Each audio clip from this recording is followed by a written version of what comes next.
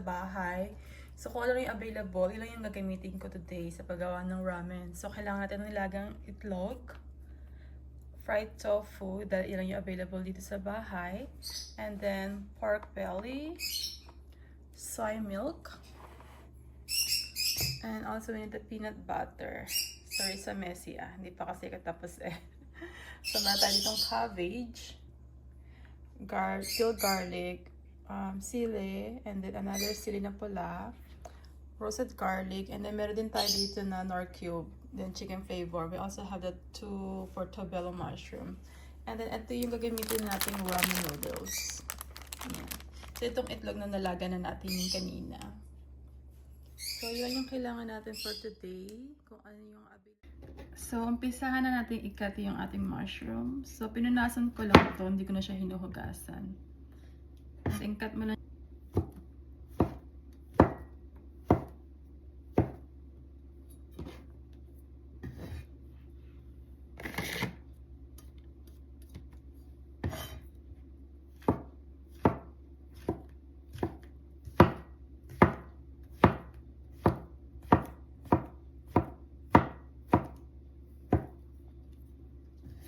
Pwede nyo naman siyang kainin na hilaw.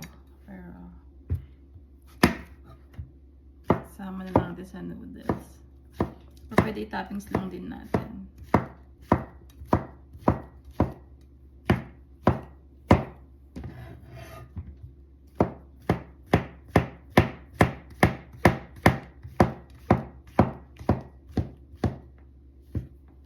So, kinat ko lang siya ng ganitong kanipis. Makapal pa nga yan Pero okay lang. Tayo naman kakain Tanggalin lang natin yung sa ibabaw.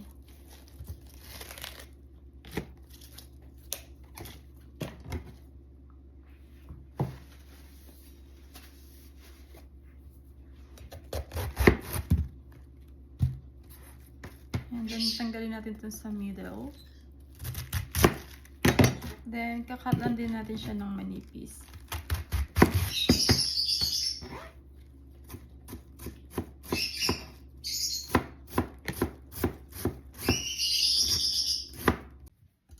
So, yung tofu guys, kinat ko lang siya ng ganitong kaninipis lang din. Ito siya. Kinat ko lang din ng maninipis.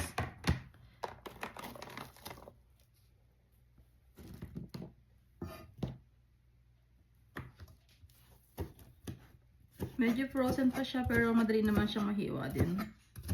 Ito na lang. I-add lang natin to sa ibabaw mamaya. So yun lang guys. Cut ko lang tong tofu and then balikan ko lang kaulit mamaya. Okay, bye!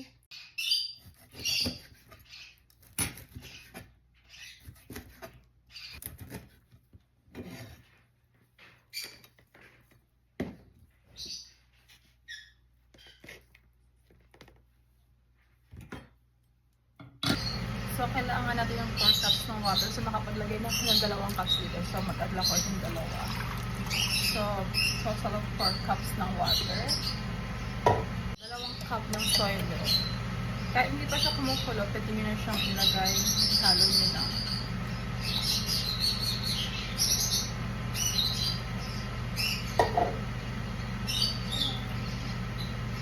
Add lang kayo ng 2 kutsarang soy sauce. Lang natin dyan. Halo-haloin lang natin.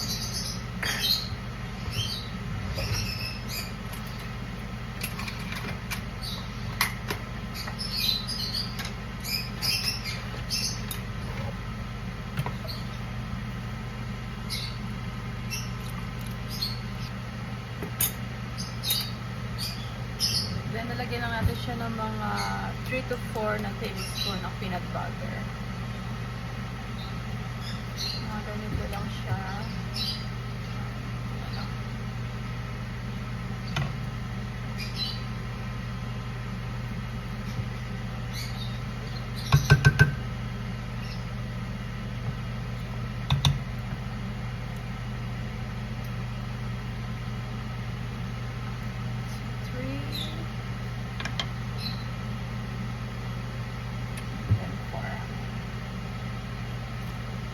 Gamit ko lang yung smooth na peanut butter.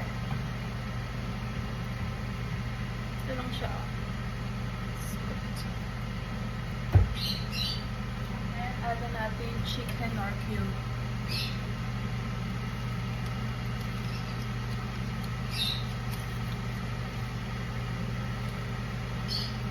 Then sabay-sabay na natin silang pakuluin.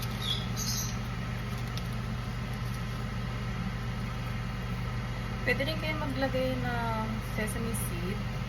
Pero wala ako nun. Kaya ito lang muna yung ating, kung ano lang yung available natin sa fridge natin at sa pantry. Yan.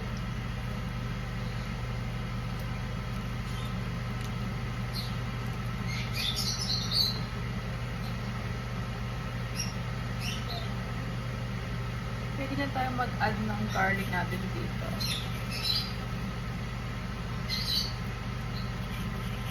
And then sa toppings, pwede nyo rin ulit kayo mag-add nito. Pero magdalawang kutsara lang yung nilagay natin.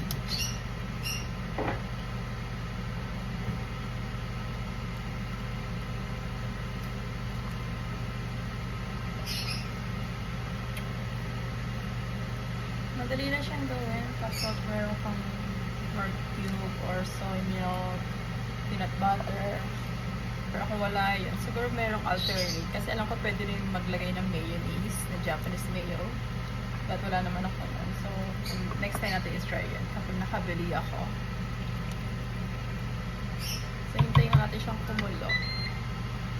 And then, dito naman sa isang side, niluluto ko yung ating pork belly. In-air fry ko na lang siya para mas mabilis.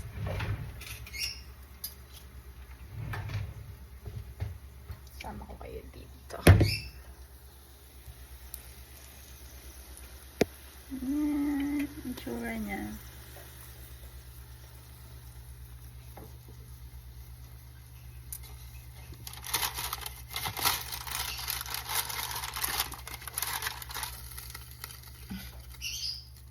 Bango.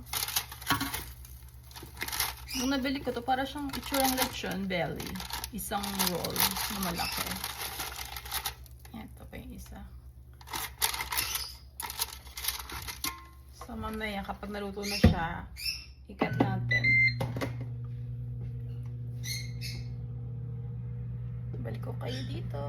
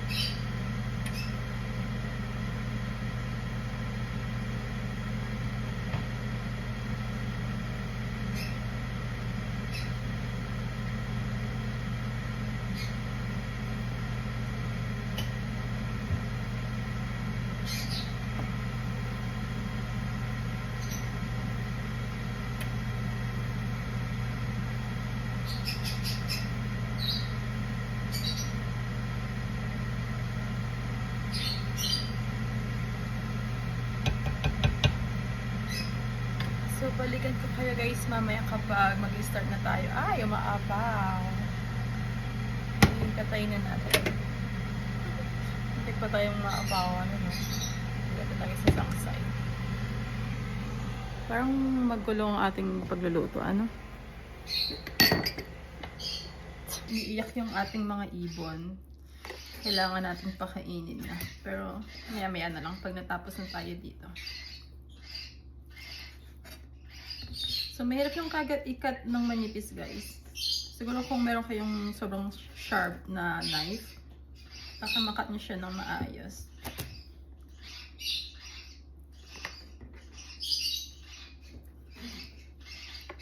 Try natin itong isa.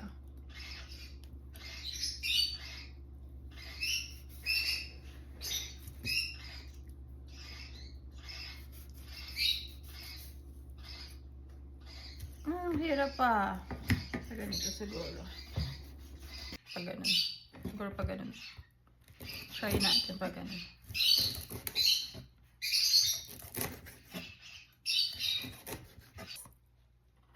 Yan lang, very simple lang. Hindi lang maganda yung cuts natin, pero okay lang naman yun. So, takpan muna natin. And then, meron akong ginawa kanina, yung itlog, binabad ko sa soy sauce para lang maiba yung kulay niya.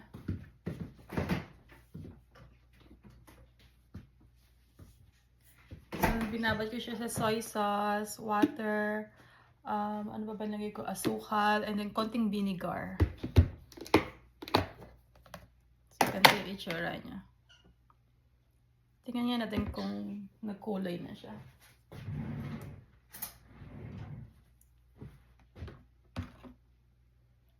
So, hindi pa rin. Siguro maya-maya natin. Ibabad pa natin. Hindi ko alam kung dapat ba siyang pakuluan. Or okay lang na isok lang natin siya dito ng mga ilang oras. Para mas, ano siya.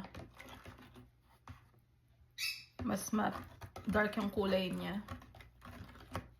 Hindi ko alam kung tama to guys pero gusto ko lang naman may kulay yung ating itlog. Kagaya nung nakikita natin o nakakain natin talagang ramen. So, balik ko lang ulit sa fridge.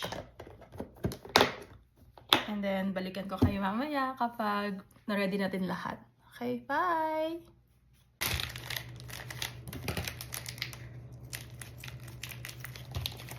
So, nabili ko lang to sa Walmart kahapon.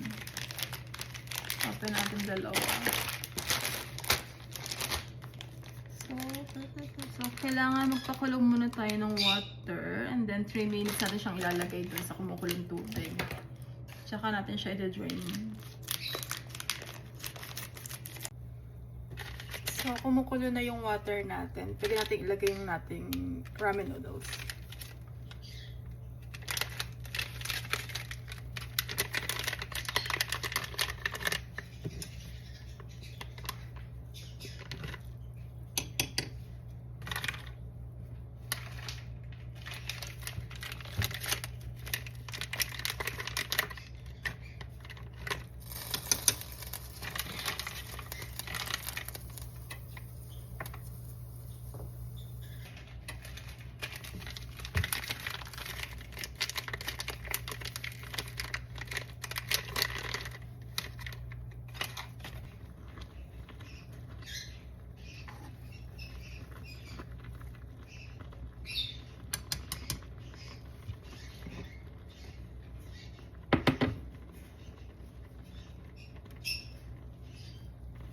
Patayin na natin. Baka ma-overcook tayo. So, cut natin guys yung egg na ginawa natin kanina. So, ito na yung kulay niya. Na-dark na siya. Pero yung loob niya, of course, white pa rin siya. But, it's a different color na. Medyo na light brown na siya. So, kinain ko yung kayong kalahati. Masarap siya. So, pwede nyo palang gawin yung guys. Yung ilalaga nyo. Tapos, ibabad nyo sa soy sauce, vinegar, konting vinegar lang, then water, and then sugar. So, guys, i-build natin yung nagawa nating ramen. Kompleto na yung ingredients natin. So, yung kung ano lang yung hiniwa natin kanina. So, kuha tayo ng noodles. Ng ramen noodle.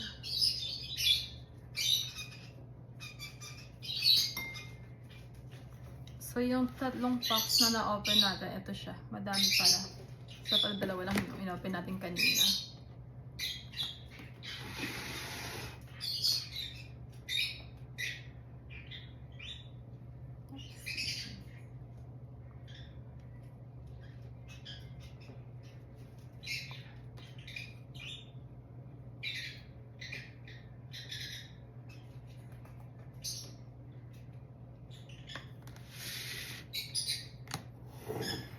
Nalagay na natin yung ating soup. Kita nyo ba? Yan. Tinransfer ko lang siya sa maliit kasi kasya naman siya dito eh.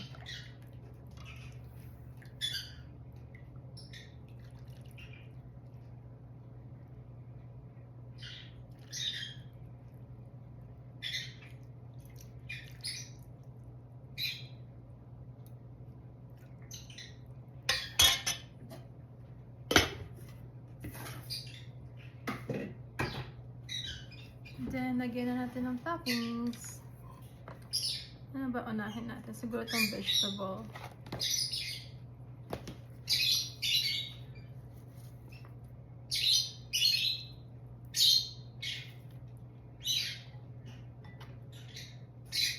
And then yung portobello mushroom natin.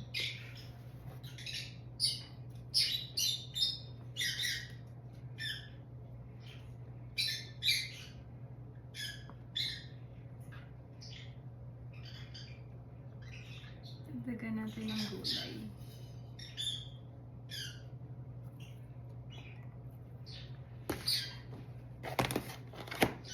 And then, itong ating pepper, yung kulay green and the red one. Ganda siguro kung sa middle natin lagay. Very simple lang itong nagawa natin. Kung ano lang yung available sa bahay nyo. Yan, gagamitin nyo. Just make sure na meron kayong soya milk and peanut butter, then nor cubes. Ito yung garlic na. And itong roasted garlic, lagay din natin.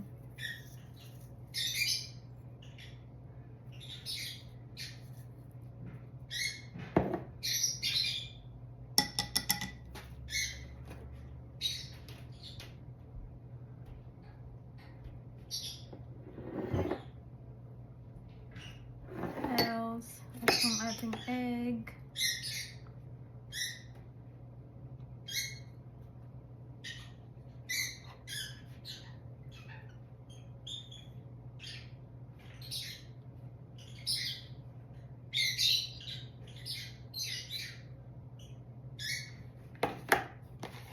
Ating pork.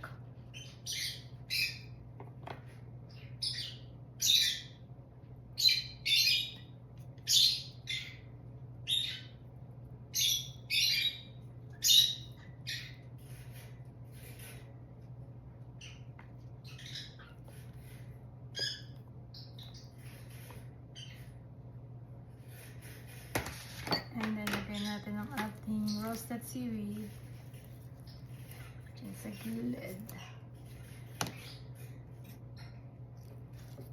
Siguro lagay natin 3.